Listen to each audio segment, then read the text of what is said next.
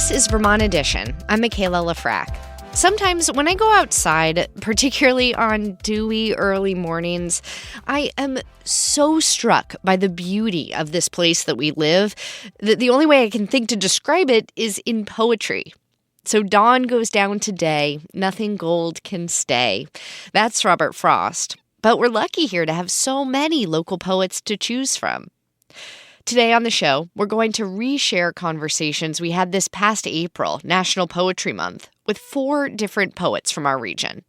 Listening back to their stories, I actually got inspired to try writing myself, though I'm definitely not sharing any of it here. It's pretty bad. We'll kick things off today with Vermont's poet laureate, Bianca Stone of Brandon. She comes from a family of women writers, like her grandmother, former Vermont poet laureate Ruth Stone. Bianca is the creative director of the Ruth Stone House in Goshen, which is a gathering space for people interested in poetry and the creative arts. She's also the author of 5 volumes of poetry. She was appointed to her role in May 2024. Bianca came by the Vermont Edition studio in the early days of President Donald Trump's second term, when DOGE was making major cuts to the federal workforce. That's where we start our conversation. Let's listen. I just want to acknowledge that we really are living through this time of major uncertainty. And some people in our region are kind of anxiously excited about all these changes that are going on at the federal level. Some are just plain anxious. As a poet and a person who holds a leadership position in this state, how are you approaching or thinking about this time we're living through? It's really intense, and I think uncertainty is a really good word for it. And the good thing about poetry at this time is that it really can shine, because a lot of poetry's power comes from its ability to talk about issues of great ambivalence, just as you were saying, being nervous about change, but maybe even excited about the sort of being woken up, or the radicalization or the eye-opening elements of just how our country works, how the world is working, and our parts in it. And I feel like I feel energized, actually, even in my horror at it all, to do more work getting people into conversations about poetry, or getting them writing, or getting them reading. But just also for myself and in my immediate community, just us having really, really nurturing and productive conversations about what's happening through language of poetry, and around it, around the poem. And Bianca, you've offered to read a poem today called "The Way Things Were Until Now." Is there anything you'd like to say about this poem before you read it? Yes, it's interesting that this poem I wrote a little less than 4 years ago, as we were coming out of the pandemic lockdown, and I find it still very relevant. Right, the way things were up until now is really that moment when you realize, this is how things have been going, and something really has to change. You're sort of forced into change. You're really at a point where you have to be honest about what's happening, either in your own life and in society. And there's a real solidarity, I think, in that moment of just honest reflection. This is "The Way Things Were Until Now" by Bianca Stone. I am bored of all the excuses. Bored as Mayakovsky at the Finnish painter's exhibition, barking like a dog through the foreign minister's toast until he cried and sat down. Deadly serious.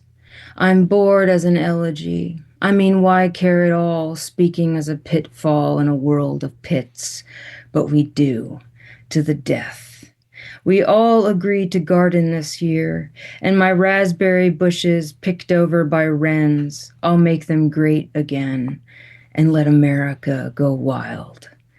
It'll be all trumpets and leeks and lilacs from here on out. Let's stop paying for it, get it free. Let's plan our victory gardens to supplement grief, boost morale, as though something new and uncontrolled were available. It is the original, new, hot, future joy. We're making it out of dough. And the illusion of separateness, let it go back into remission. Just look at you. You look like a resurrected child, a serious drama in a cosmic joke, scarred, masked, dangerous. And what of the new Eucharist? How hungry I always am, how I long to lack, though in Walmart my heart beats a little faster. I want the world to heal, and the world is a field, as if it were indeed flat, curving and caving, as if it were a piece of paper, a Gustave Doré engraving from the Divina Commedia, the one with the silhouettes of Dante and Beatrice standing in front of the blinding, exploding white rose that you realize when looking more closely is all made up of bodies and wings twisting together. The saintly throng, they call it, mashed and hurtling, an image of heaven and the creation of angels, though as it is frenzied as any image of hell, Odin's lost eye in the well, the drain to the other side. Joy, joy that gets more frantic the more you try to quiet it down. It was Bianca Stone, Vermont's poet laureate.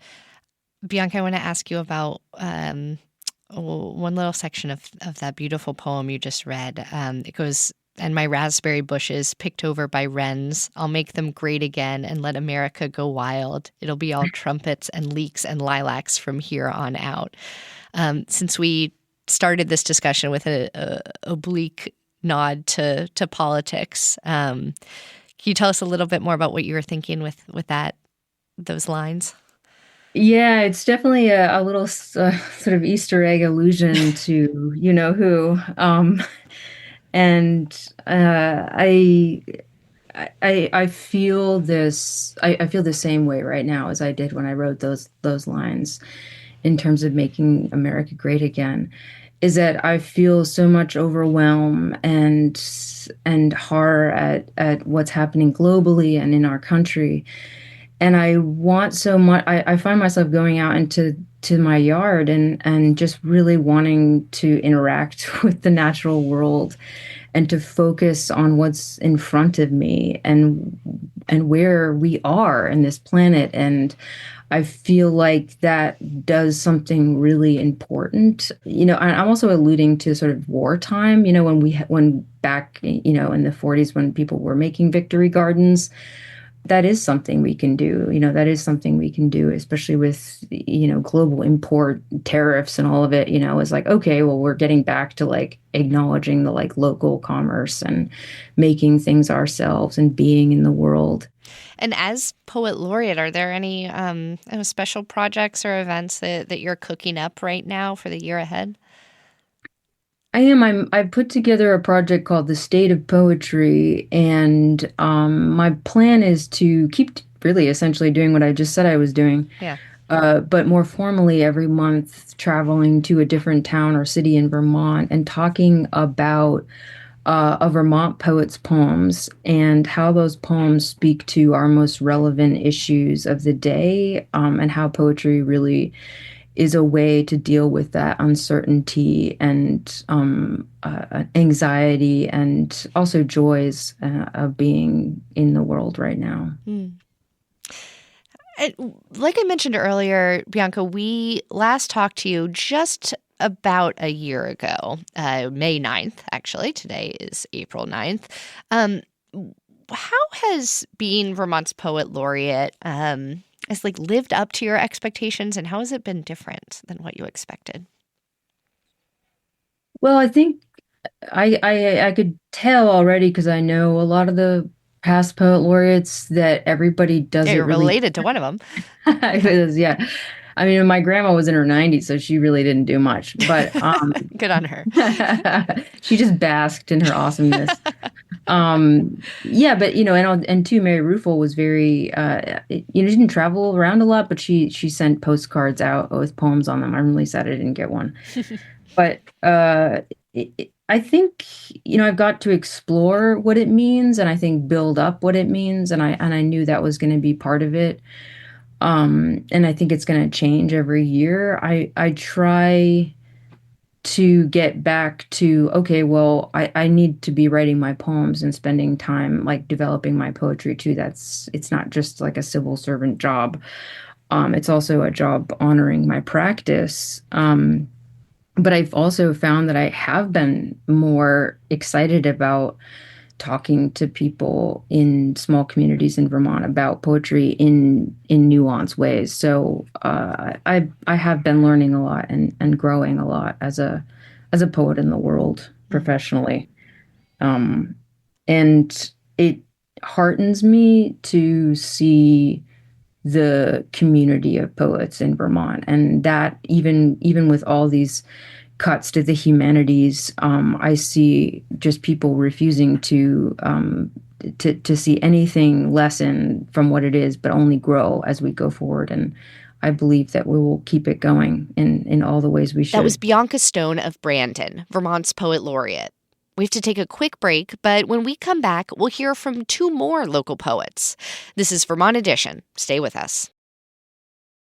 Thanks for listening to Vermont Edition, where support comes from Vital. Did you know that 98.9% of Vermonters share health data with their providers through the nonprofit Vital to support better care? Learn more at vitl.net/sharing.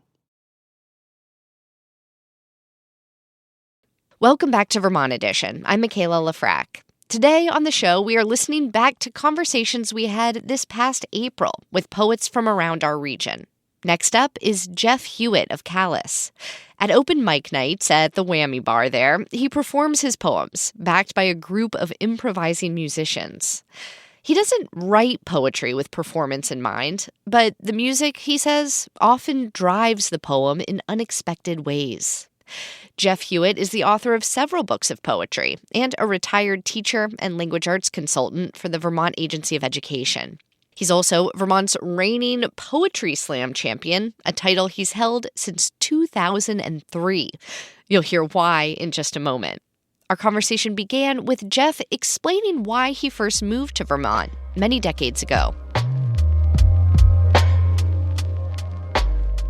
Well, I have family in Vermont, and so when I got old enough to make a choice as to where I wanted to live, I came to Vermont to live because I liked the rural aspect. What were some of the lessons that you learned from those early years in Vermont, maybe about having more of a connection to the land or like hard skills?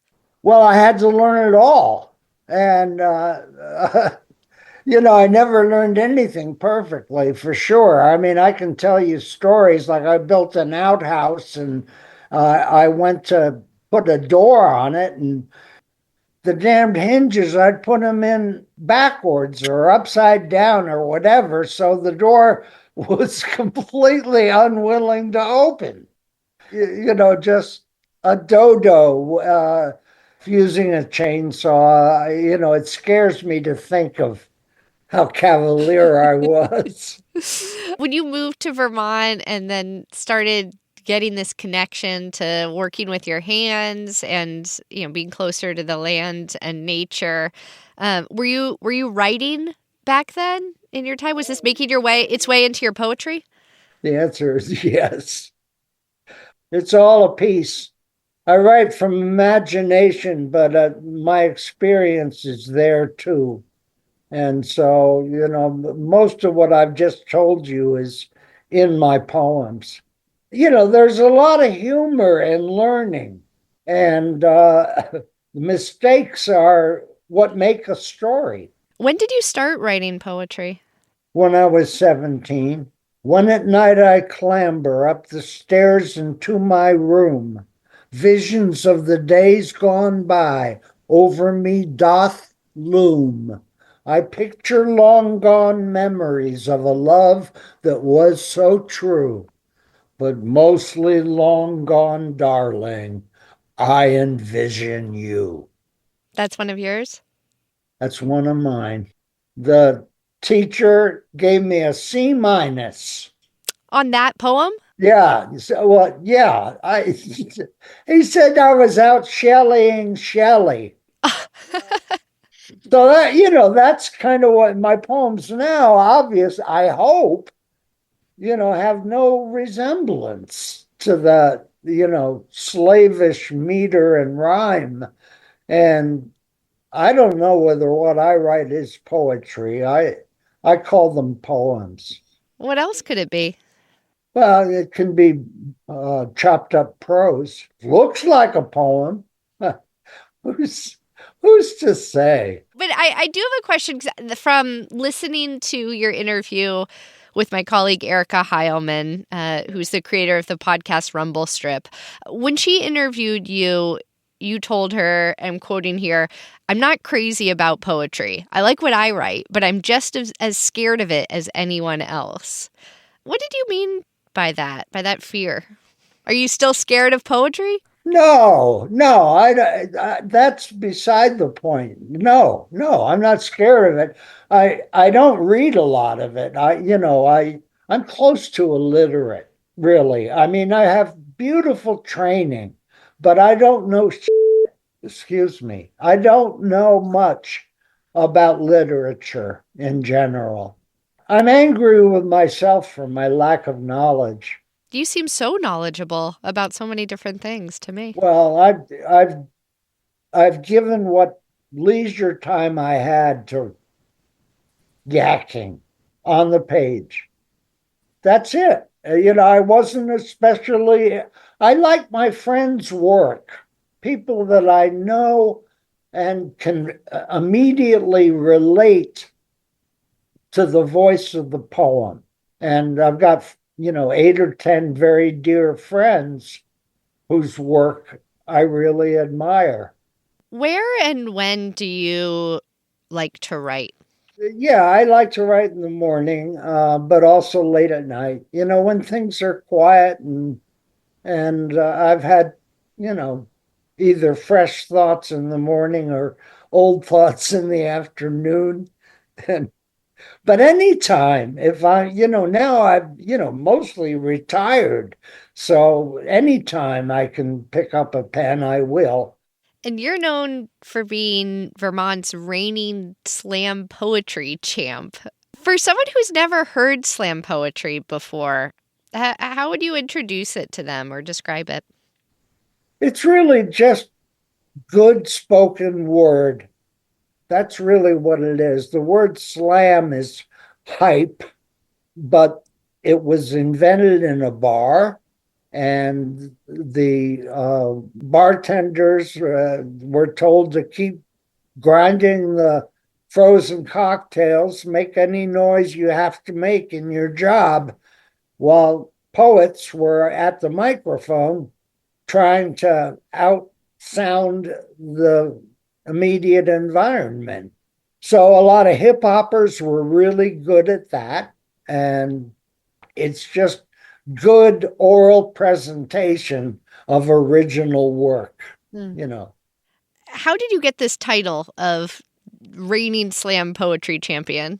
Well, Michaela, I have to tell you that in 2003, I won Vermont's Poetry Slam Championship.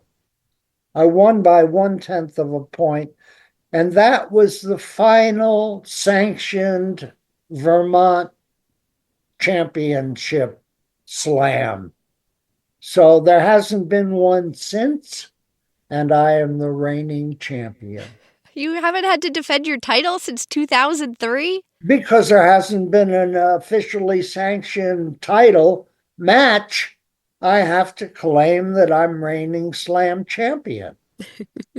Been there for 22 years. The longest title holder. Yeah, but I can tell you also that what slams I've entered since then, I probably haven't won a single one of them. Are there places to go see and hear slam poetry in Vermont, or do you need to travel to another place?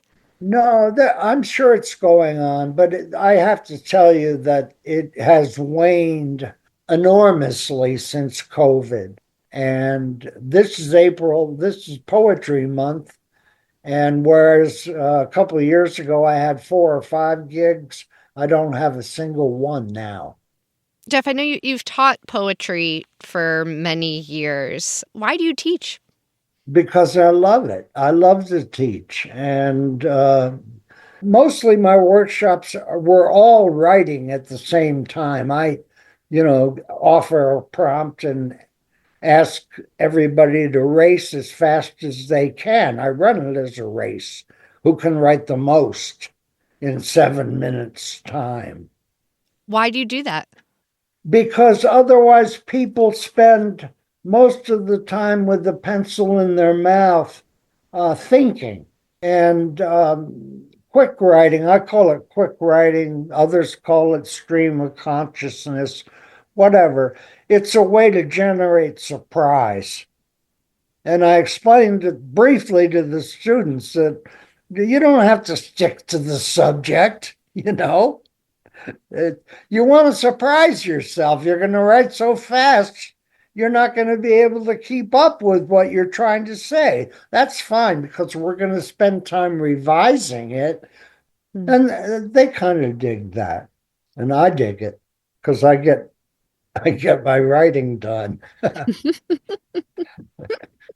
And if the teacher wants it, then there's a good, healthy focus on spoken word, taking it and articulating it in a way that the audience can really hear. Okay, I have a question for you about reading poetry out loud. I've been to a lot of poetry readings, and I've noticed that there's this poetry voice or inflection that a lot of poets adopt when they start reading. A little similar, I guess, to the NPR voice that I'm sure many of us adopt when we have a microphone in front of us. But I wonder what you think of that. Do you know what I'm talking about? Oh, absolutely. I wish I could imitate it, and I think I'm proud to say that I don't use that very often. What role does poetry play in your life right now, either writing it or reading it, or like what feels unique about your relationship to poetry in this stage of your life? I guess that I'm every once in a while surprising myself by doing something on the page that I haven't ever thought of doing before. Most of it is not good. Most of it's not good. I know that. But I wouldn't get the good stuff if I didn't allow myself, a 97% junk. It's a matter of weeding through the junk and finding what you can pull out and fashion into a poem. Yeah. And I love doing it. So, revision gets a bad name because it's where it's at, as long as you take a free vision of what you're going to do in 7 minutes with your pen, if that becomes a daily habit. I used to work for the Department of Education, and I wanted to lobby for every school having a 7-minute quick write at the start of school. And if I were to lobby for something now, it would be 7 minutes of singing, something that raises the spirit and it becomes habitual. Do you write or sing every day? No. Well, I probably do sing every day. I probably do. In the car, if I'm alone in the car, you're glad I'm alone. That was the poet Jeff Hewitt of Calais. Next, we head across the country to Los Angeles, where Alexandria Hall lives. She has deep roots here, though. She grew up in Vergennes. Many of her poems reflect the daily life and language of rural Vermont. Her debut collection, Field Music, was published in 2020. She's the founder and editor-in-chief of Tele Magazine and co-host of the podcast You Shouldn't Let Poets Lie to You.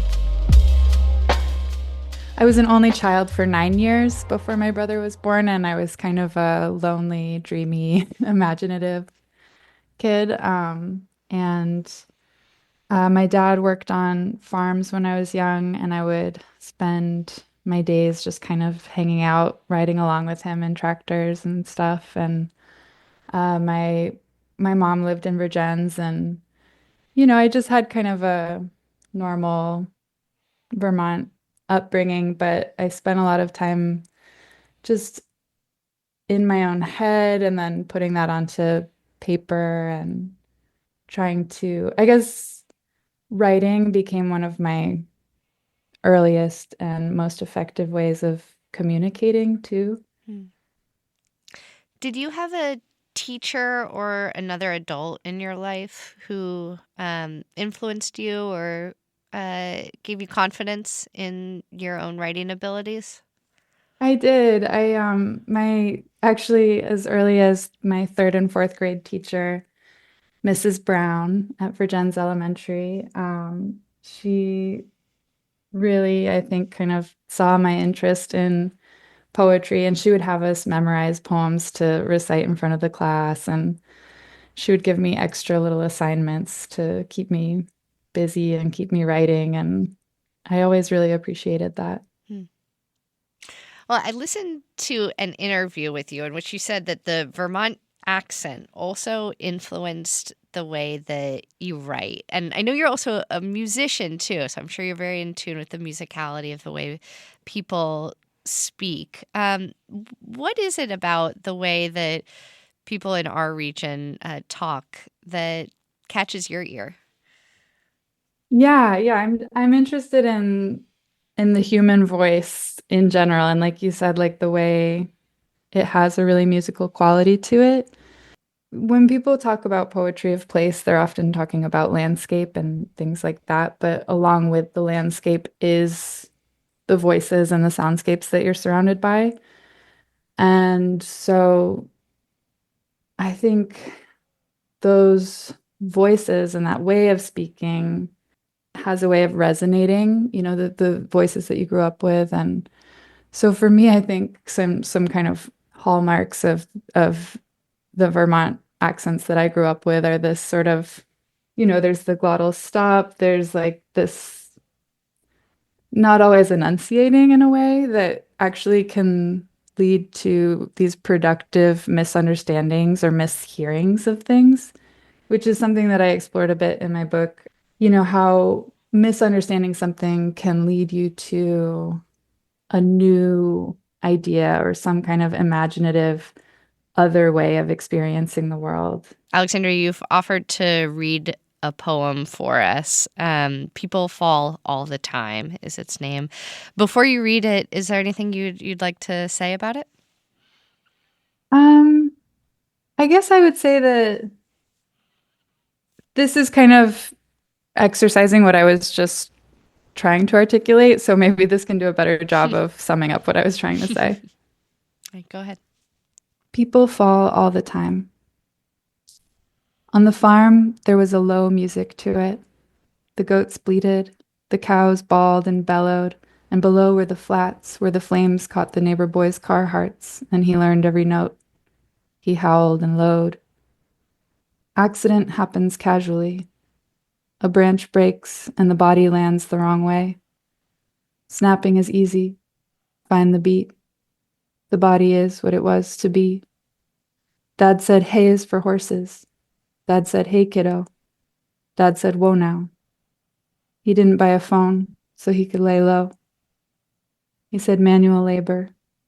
He said the fall as something you can take. He suffered a break in a lonely way. Low, hello, hi, hey, the words in the marrow, the sow and the mare, oh, what stays are the song and the crash of the tractor, the trash compactor, the machines full of love and the fields full of breaking, the fields where the light slips out. That's the poet Alexandria Hall reading a poem from her book Field Music, which was published in 2020. Now that you live in Los Angeles, which has a very different landscape and a very different light to it. Do you find yourself still writing about Vermont? Do you still consider it home? I do, yeah. It's funny. I got my master's at NYU, and when I was in New York for a couple of years, I had a really hard time writing about New York while I was there. I was still just writing about Vermont all the time. And now I'm in LA, and I do write about LA sometimes, or, things take place here, but I think Vermont is just always such an important part of me and of my writing, that it continues to be a presence in my writing. And I like to go back and visit, and I often feel inspired when I do that. So yeah, it's still home. Yeah. And as a poet and a musician, I'm wondering if you might have any advice for young people who are listening who might want to follow in your footsteps, and make a living as somebody in the creative arts. Can you tell us a little bit about how you've done it? Yeah, I've been really lucky in that I've been able to benefit from institutional help, getting scholarships and stuff through school. I was a sort of non-traditional student in that when I went to college, I ended up taking like 5 years off between my first and second year of school. And I spent that time just playing music and touring and kind of figuring things out. And then I went back to school and was much more focused. And I was able to get scholarships to keep going to school. And I think that if you can get it is great. I know that with all the funding cuts that are happening now, it's probably getting harder and harder to find that kind of opportunity. But I would never recommend anyone go into severe debt for something. And I would always recommend that people seek out mentors and not be afraid to ask for help, or not be afraid to look like you don't know what you're doing, because there's no rule book, and people who are more established, if they see something in you, they'll want to help you, hopefully. So that's my recommendation. Mm. And how do you fit writing for yourself into your own life now that you're in a PhD program? Like, where and when do you write best?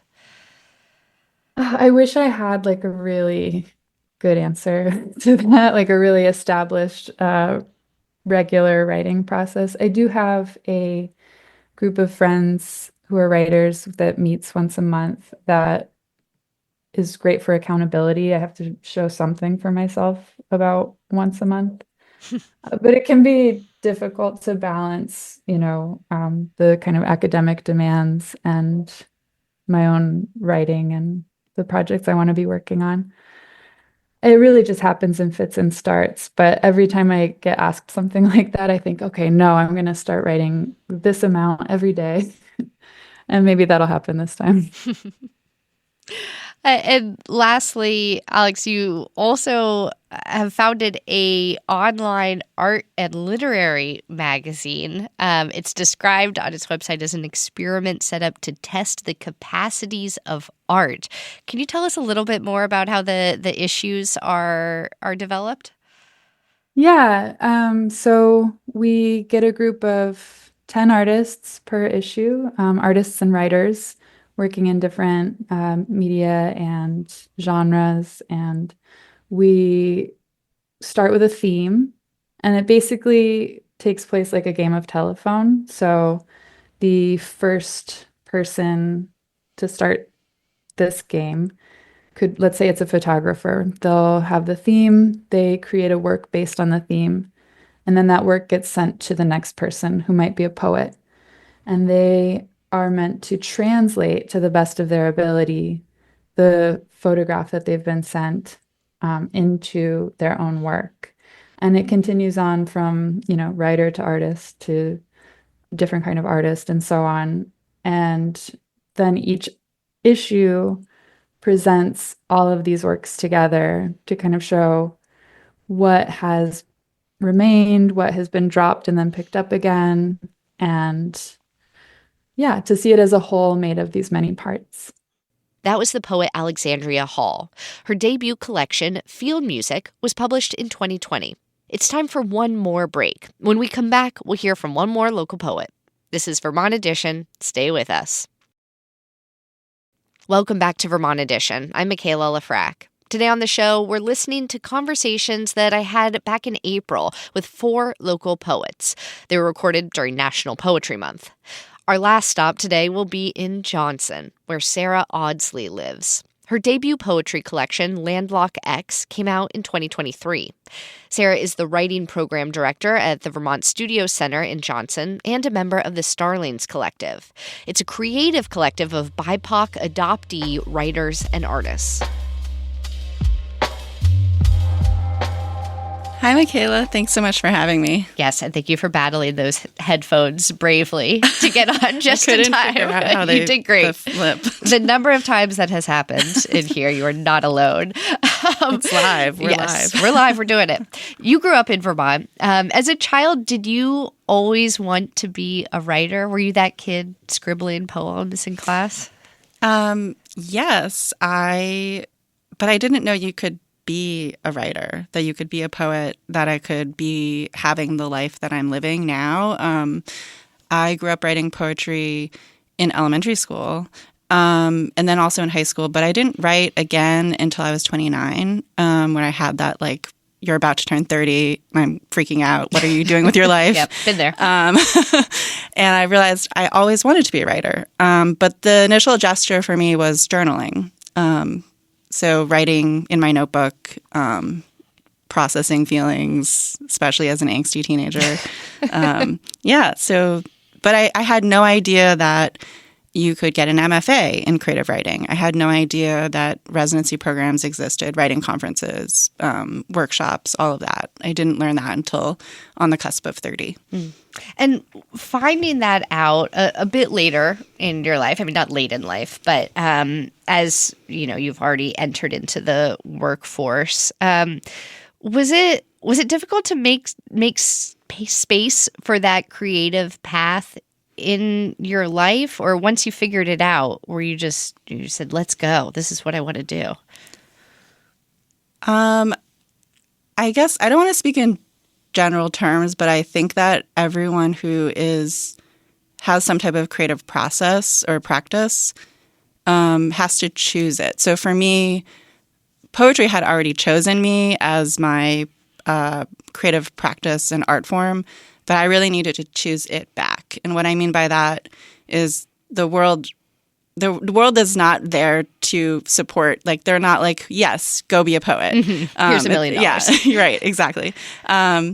But once I committed, I really fully committed. I worked at the Frost Place, which is a poetry nonprofit in Franconia, New Hampshire. I worked there for 3 years and really got a crash course in the nonprofit world, as well as helped run poetry conferences and then really was just like embedded in that writing world and that community. And I really found a sense of community through my MFA program, which I went to Warren Wilson College's MFA program. It's a low residency model, so you're only on campus 2 times a year, and then you correspond with packet exchanges with your supervisor. Mm. And now you work at the Vermont Studio Center. You're the writing program director. So it sounds like you're also trying to create that space for other writers and creative people. Yeah, my job, I had no idea Vermont Studio Center existed when I was growing up in Woodstock, Vermont. And so I just suddenly find myself in this amazing community of artists and writers. We're an international residency program. We're open year-round. And we're about to launch our Vermont Week, which is for Vermont artists and writers. And it's a 1-week residency. It's fully funded. And in May, we'll have our open studios for Vermont Week. So, yeah. Lots of exciting things coming up this spring. Speaking of spring, your work is full of images of the Vermont landscape, everything from hay bales to fields and farmhouses, mixed in with your own personal sensibilities and story.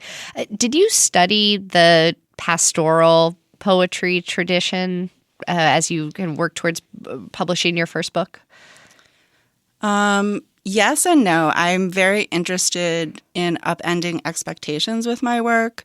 The pastoral tradition is rooted in very much white men writing about looking at the landscape and going into and viewing it from afar, and that's very idyllic. And the sheep are moving with the herds in the distance. And there is a deep poetic tradition called the pastoral. I really wanted to upend those expectations of having a person of color like me, deeply rooted and connected to Vermont land and landscape, writing about what I see and also what I experience here growing up in Vermont. And then I also read a book by Vivi Francis, who's another fellow Vermont poet, won the Vermont Book Award last year. She has some anti-pastorals in her book called Forest Primeval, and I modeled one of my poems in my book after hers for her anti-pastorals. I like that, anti-pastoral. Yeah. Your work also contains a lot of themes that meditate on your identity as a Korean American adoptee. And I'm so glad that we get to talk to you right after we spoke to Harry Bliss, who just shared his own story of giving up a child for adoption and then reconnecting with that person now that she's a young woman. You also reconnected with a birth parent in Korea. Is that right? Yes. Well, I think that the threads, whenever I meet another adoptee or hear other adoption stories, I feel a level of kinship. And also each story is individual and unique. Yeah. So in 2013, I returned to Korea for the first time since I left when I was 5 months old. And I was able to meet my biological father through records and paperwork that I think are accurate. Everything has kind of been upended with Frontline and AP documentary that came out in September of 2024, South Korea's Adoption Reckoning documentary. It's very, very thorough and good, but it depicts a lot of fraud and falsified documents and inappropriate practices that were going on for the adoption industry. Yeah. So, but I was able to meet my biological father in the late fall, winter of 2013. And there's a poem in my book that depicts that. Yeah. Yeah. And then I guess I would say that my book actually opens with a handwritten letter from my biological father. Yeah. And the book is divided into 3 sections. And the 3 sections close with an erasure of the English translation of the handwritten letter. That's one thing I wanted to ask you about was what it was like to communicate with him, and whether you know if he has been able to read any of your work. So I don't read or write or speak Korean. So all the conversations that were happening at the post-adoption services meeting place was through a translator. And I would like to return at some point again because I have a half sister who I haven't met. But the really great, exciting thing is that there's a group called Me and Korea, and they are building out a library of adoptee literature. So myself and some other fellow adoptees, we are sending our books back to Korea. Wow. So I mailed it out yesterday. Actually, it's going to California, and then it will move on to Korea. How did it feel to put that in the mail? Oh, it's wonderful. It's a really. It feels like a, full circle moment to, send my book back to the country where I was born. Yeah. And now you're part of a group called the Starling Collective that brings together other BIPOC adoptee writers. Tell us a little bit about what you all do. Is it like another type of writing group where you sit together, share each other's work, support one another's careers? What do you do? Yeah, thanks so much for asking about the Starlings Collective and our work. I see the work that we're doing as fostering other BIPOC adoptee creative people, and also as a little bit of an activism group. We don't actually share each other's work in workshop. We host a quarterly adoptee book club. It's free and open to BIPOC adoptees.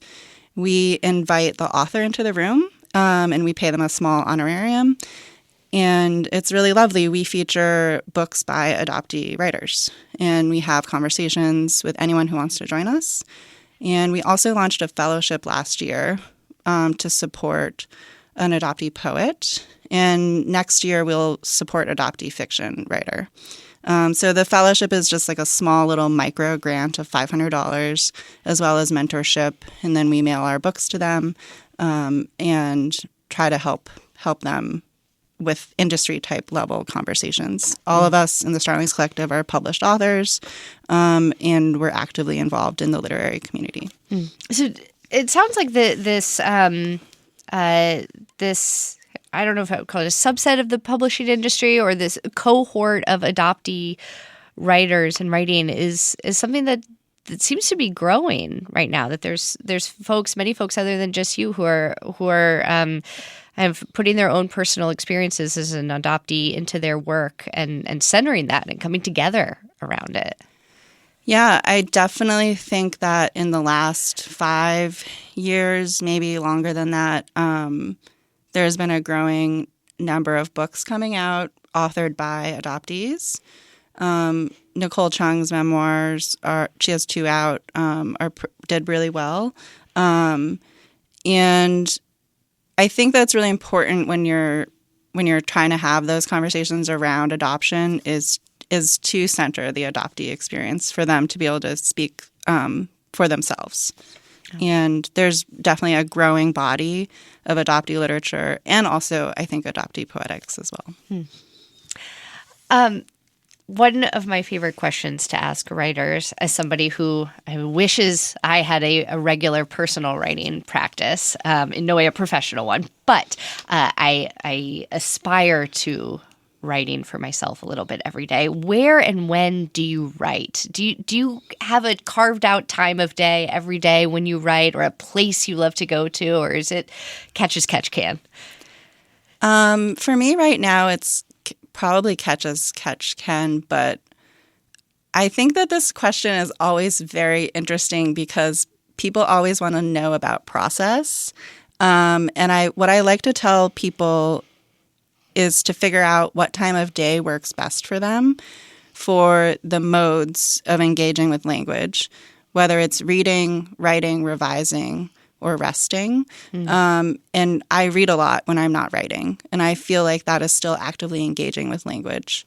I like to write in the morning, and then I'm revising whenever I can. But I'm always reading a lot. Because partly for my job, but also I find deep pleasure in reading, and I find writing to be hard. It is. That was Sarah Audsley, a poet and the writing program director at Vermont Studio Center in Johnson. All right, that's it for Vermont Edition today. John Ahrens is our managing producer. Andrea Lorian and Daniela Fierro are our producers. Our intern is Callie Knuxerl.